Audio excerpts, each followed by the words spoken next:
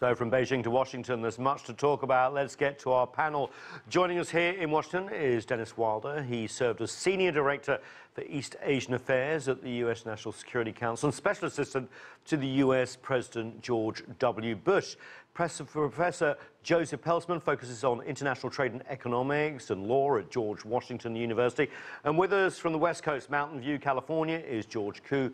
For more than 3 decades, he has served as an advisor to high-tech companies in such places as China, the United States, and also Japan. And here with us in Washington is the Minister Counselor and Chief of the Political Section at the Chinese Embassy in the United States, Zhou. Jingxing, thank you so much for all of us for joining us. Councillor Zhou, I want to start with you. I'm sure you were involved behind the scenes on preparations for this trip in no small way. There were lots of expectations going into this meeting. Visually, it's been incredible. Were the expectations met, do you think? More or less, I think it is a very successful visit on the whole, and it is also a very historical visit. On the part of China, we expect that the 2 presidents will have a very in-depth exchanges on bilateral relations, the international situation, and also the problems that they think are important to each side. And I think the 2 presidents already did. And senior officials at the lower level also did the same thing. So I think through the visit, the 2 sides understood each other better. And they also enhanced the further cooperation in economic and trade areas. And they also agreed to manage the differences in a very cautious and prudent way. So what was the standout for you? What was the big success, if you had to name one? Well, the 2 presidents set the tone, the positive tone, and worked out the plan for the bilateral relations in the next few years. So I think that is more important than some specific areas of cooperation. Now, I'm glad you said set the tone, because, of course, this is the first time that President Xi has had an incoming U.S. president. He inherited Barack Obama, if you like, so it's new. Dennis, you've been involved in a lot of these. How did you judge the success of the trip, and what for you was the standout? Was the economics? Was it the openness of Donald Trump and President Xi, the relationship? What was it? I would say I agree with Minister Zhou. This was a summit about mutual respect and admiration. And one of the things that struck me was that President Trump, for the first time, publicly congratulated a Chinese leader on a party congress. That's not been the case in the past, and I think President Trump worked hard to show that he respected China, that he respected the leader of China, that he wanted a very good personal relationship. And on the other hand, I think President Xi did the same by having such a personal visit, one with some firsts in it, for example, the dinner in the Forbidden City. Both he and President Trump were trying very hard to set the tone of the relationship. And I agree, I think that's far more important than any of the deliverables of this visit.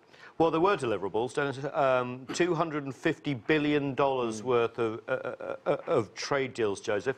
Look, I know people always think that this is theatre, but it's not often you see 2 countries sign $250 billion of deals. Is this just window dressing to take the focus off the intractable problems in the trade relations, or is it something more? I'd like to say that it's more than window dressing. Good. But they're just memorandums of agreement, so they're MOUs. So we've got to follow this through. So they have to follow it through. And then the big elephant in the room is what they're going to do about a bilateral FTA, which... Free trade agreement. Correct. And what they're going to do about continuing this game about whether or not the People's Republic is a communist country or whether or not it's a market economy. Well, it's a socialist country with Chinese characteristics. Correct. Yeah. Well, I mean, it's true, it's different. But as far as we're concerned, we dub them as a non-market economy. And so those are the big elephants that are standing behind them. And if we go forward bilaterally, then the optimal strategy is to do an FTA, Free Trade Area Agreement, and also deal with the politics around classification of China being a non-market economy. Which China was meant to be after 15 years of in the World Trade Organization, and the Europeans are having the same difference with China at the moment. No, but those are political. I mean, their characteristics are in terms of economics, but we all know that this is ultimately politics. And so this will be a huge fight at the WTO if they allow it to do it, to get to that point. It's not going to be a big fight in the US, it'll be at the WTO. But one way of avoiding it, which I hope he does, is to start negotiating an FTA. Because ultimately it's in the best interest of both manufacturers in this country, manufacturers in China, as well as the populations in between. I'm going to get to George Koo in a minute, but can you follow up on this FTA? Because Trump is well known for sort of bilateral relationships rather than multilateral. He pulled out of the Trans-Pacific Partnership on day one of his presidency. So you think it's more likely under a Trump administration to have a sort of grand bargain with China than under previous administrations? I think so. I think they've gotten to the point where they are the largest economies in the world, pretty much.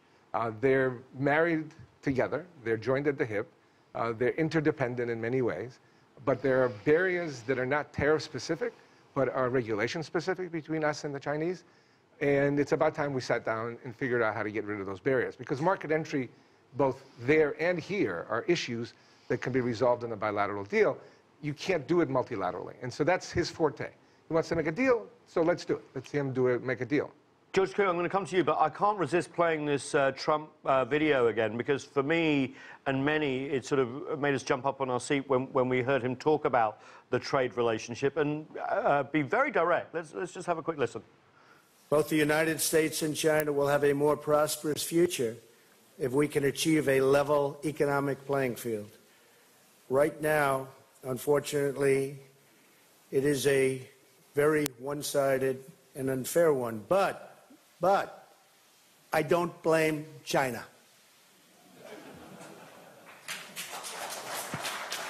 After all, who can blame a country for being able to take advantage of another country for the benefit of its citizens? I give China great credit.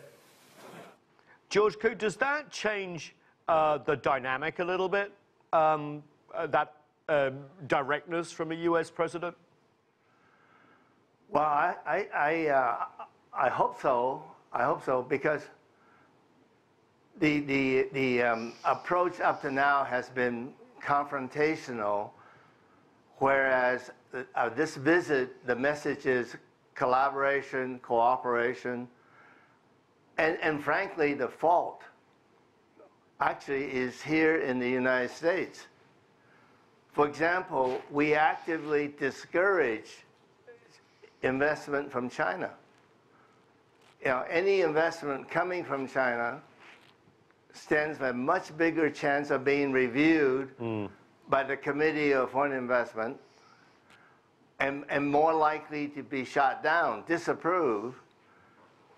And secondly, China is a huge market for technology-based products, and again, we have a bias on so-called dual-use products and not selling to the China. So these are things that the United States can correct and overcome and compensate.